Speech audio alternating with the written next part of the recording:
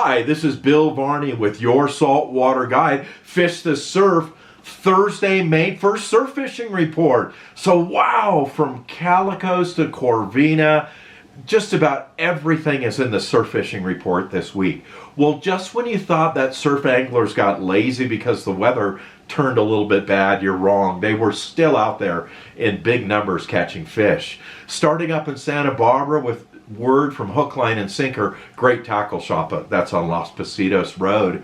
Many anglers were not slowed down by the storms whatsoever, and as a matter of fact, the water really tended to clear up a lot in Santa Barbara with some of the kelp and the eelgrass and stuff laying down in the surf and not being so pervasive as before. There's been tons of sand crabs up in that area, but unfortunately they really haven't turned on the bite yet. I think part of that is that they've just kind of recently come up to the surface and the water's not quite warm enough up there for them to lose their shells. So they're not spawning, not creating the odor from their eggs, and once that happens in about 2 to 3 weeks or so, maybe a month at the longest, should really turn on in Santa Barbara for perch, yellowfin croaker, and corvina on the inside for sure.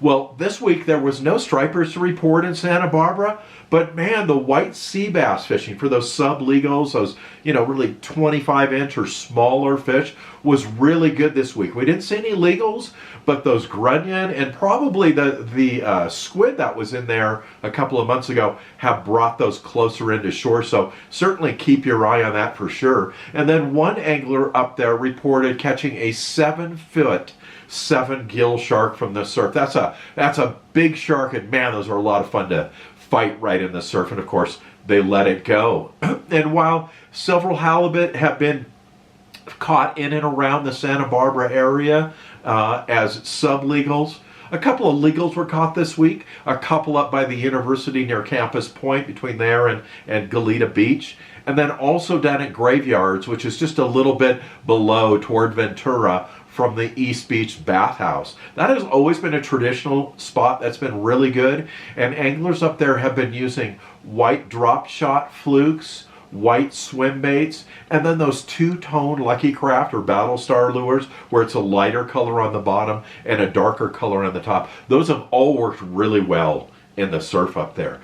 As we make our way down toward Ventura, we stop at La Conchita again. Well, La Conchita again this week continues to kick out those big barred perch. Man, there's some big ones coming off the beach there. And anglers are catching those on grubs, leadworms, bloodworms. Really, there's a lot of perch in that area between Rincon and La Conchita proper. Muscle Shoals, right in that zone right there. So that's a really good spot on that low coming to a high tide to fish for perch. Another thing I want to let you know is that a couple years back, probably now about 8 years ago, caught 2 big silver salmon right on the beach there too. Had to let them go, of course. Same would be the case for this year. But salmon do come into that area, so keep your eye open for them. And they are particularly prevalent there when they come in May and June. May and June is the time for them to come in there. And then as we make our way down to Ventura, much improved fishing down there. A lot of sand crabs down there. Much improved fishing with the sense that the water has cleared up. The swell has not been so big. And along that whole area where the Ventura jetties are, barred perch, walleye, surf perch, a couple corvina have been seen in that area. It's been some really good fishing along there, and there's been some decent sized yellowfin croaker in that zone too. Those are bound to get bigger. Those are kind of in the 1 to 2 pound range. I think we're going to see those bigger because we're seeing some really big ones down south, and of course they're going to make their way up north. So Ventura's been good, and then when we get down to Oxnard Shores, a couple of corvina were caught down there this week. They weren't big ones, they're 17, 18 inches. One was on a sand crab, one was on a sand crab imitation. So we definitely know what the corvina are thinking, and hopefully once this water warms up just a little bit more, the sand crabs will start losing their shells, they'll start getting lots of eggs, and those corvina will come in really close to feed, and they'll be everywhere from Carpinteria to the Mexican border. So certainly look for that. Down to Malibu, once again, radio silence this week from Malibu. Not much that I heard going on there, but I can guarantee that once again from that El Matador, Leo Carrillo section, all the way up to Point Magoo, really good perch fishing in there. There's always good calico bass fishing in there. A few other variety of fish that are on those rocks too. That continues to be good. Hopefully we'll get a report in this upcoming week of what's going on in Malibu. And then when we make our way down to the South Bay, I think the biggest news in the South Bay is this ongoing really good bite of barred surf perch, pretty big ones, walleye surf perch, and then big yellowfin croaker from the Santa Monica Pier all the way down to really Del Rey, Bologna Creek, where the harbor entrance is there. In that whole zone along there, there's been some really good fishing recently, and particularly those big perch. I think a lot of that has to do with, number one, the grunion run coming into that area, and then number two, of course, we're seeing sand crabs there also. When you're fishing that Venice Beach area, you've got anywhere from really like Bologna Creek or where the harbor entrance is, which got some great angles on the sand, some rocky areas. So you've got water movement there. You've got structure for fish to live in. That's good. Then you work your way up the beach past the lifeguard headquarters there, and you'll find there's a couple of jetties, one that goes straight out and then one that's perpendicular to, or parallel rather, to the beach. And both of those are good for fishing, particularly in a low coming to a high tide as it fills in around those. So in that Venice area, look for that. Not a lot of other word out of the South Bay, but with that said, between the Hermosa Pier and the Redondo Breakwater, another 28-inch halibut was caught on a hard bait this week. So look for those areas to improve as not only the water quality gets better and the water gets warmer and brings in the sand crabs, but as we get a little farther into summer, those fish are going to come closer and closer to the sand, and particularly after each one of these successive grunion runs. So then we make our way down to Orange County. Well, probably in Orange County, really at the top of Orange County, it's really LA County. Belmont Shore in Long Beach had kicked out like 24 sub-legal halibut this week and a couple of legals up there. And once again, it's very calm in there. It's inside the harbor there. And although there's some surfing there occasionally, it's usually very calm there. But what has always worked really well there is, of course, drop shot, flukes, and swim baits. Those have all worked well in that grunion pattern, smelt pattern, also in all white. And then the other thing that's worked so well in there, because it's so calm, is using the Carolina rig and then using frozen sardine, anchovy, smelt, or grunion, any one of those live baits, casting them out and slowly retrieving them to shore to try to cover as much surface area as possible. So Belmont Shore remains good. No surprise at all. It's this time of year that Belmont Shore is good when those halibut come in and spawn. And when you go over the sandbar and past the houses and go into Los Alamitos Bay on the other side, you'll also find fish on that side. Corvina, spotfin croaker, yellowfin croaker, and halibut inside the Los Alamitos harbor. They will be transitioning out of the harbor once the water gets a couple of degrees warmer, and a lot of those Corvina, spotfin will come out in the surf probably in the next 2 to 3 weeks would be my guess. That zone from Surfside all the way down to the Newport jetties has been producing quite a few perch. We've not heard a lot of word about spotfin croaker or corvina in those areas. I know that they've been seeing corvina down there, particularly around the jetties and near the jetties where those sand crabs are accumulating in the corners, and all of that will improve over the next couple of weeks or so. So Orange County is looking good. I think it'll only get better as time goes on, as we get a little bit closer to the summer here. And once again, when those sand crabs in Orange County come to the surface, which they have already, begin to produce eggs and soft shells and lose their shells, shed their shells, become soft shells, corvina fishing is really going to turn on. May has been a particularly good month for a start of corvina there, and then June has been phenomenal all the way through the summer.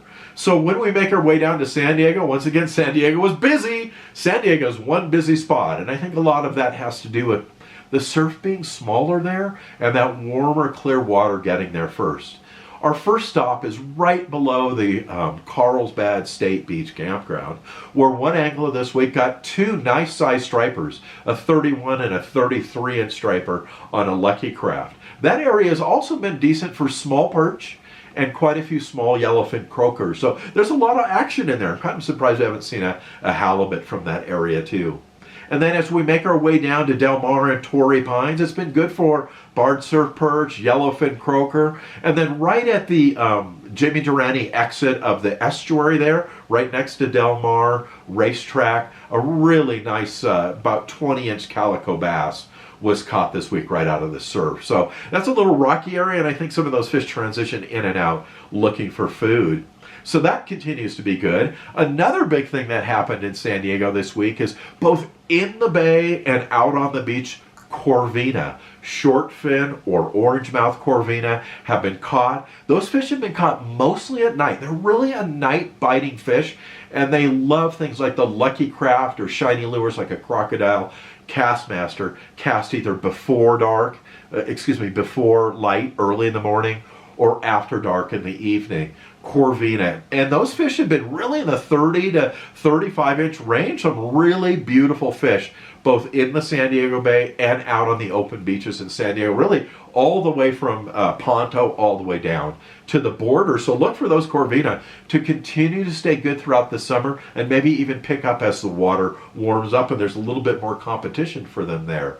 And then another thing that's really amazing is that, and it's really kind of incredible, is that we had talked about last time, the time before, about the sublegal, smaller, maybe 20-inch barracuda being caught inside of San Diego Bay.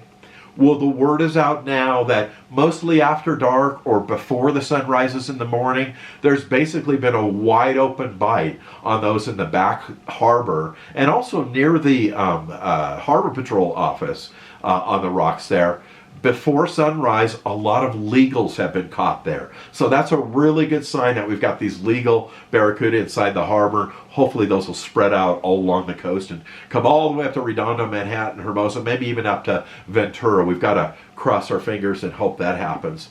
And then perch, last but not least, perch and halibut have been biting once again at Silver Strand. And people ask me about Silver Strand. You know, should we fish down there? The water can be so dirty from the Tijuana slough, blowing all that dirty water, especially when these swells are coming out of the south, pushing it up the coast. There's good days and there's bad days, first of all. Certainly if you go down there and there's a bad odor, it's time to leave. I've had anglers go there who actually get a headache from the odor. So the first thing is use your nose, see what it smells like. Second thing is look at the water, make sure the water's clean.